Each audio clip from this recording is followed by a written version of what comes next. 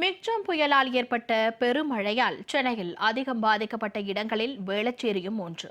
மிகப்பெரிய ஏரியை கொண்ட வேளச்சேரியே வெள்ளச்சேரியாக மாறி ஆயிரக்கணக்கான குடியிருப்புகள் தண்ணீரில் மூழ்கியுள்ளன.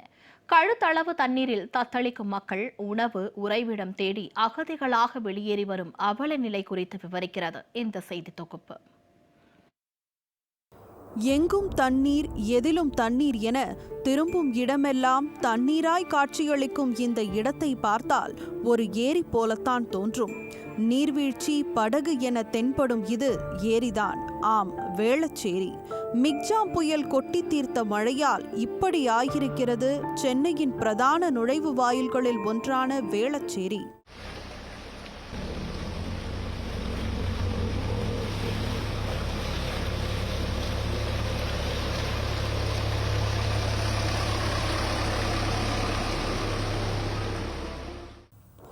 $250 ஏக்கர் பரப்பளவு கொண்ட மிகப்பெரிய ஏரி, ஆண்டுதோறும் ஈரப்பதம் கொண்ட சதுப்பு நிலத்தை கொண்ட வேளச்சேரி சென்னையை அடுத்து வளர்ந்த இடமாக உருவெடுத்தது.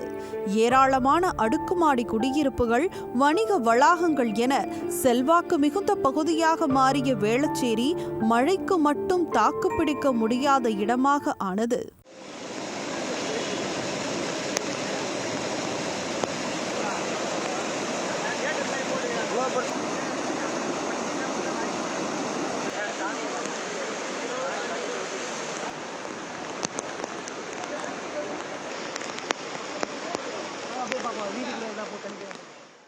தற்போது கொட்டி தீர்த்த கனமழை வேளச்சேரியின் மையமான விஜயநகர், டான்சி நகர் உள்ளிட்ட இடங்களை மூழ்கடித்துள்ளது.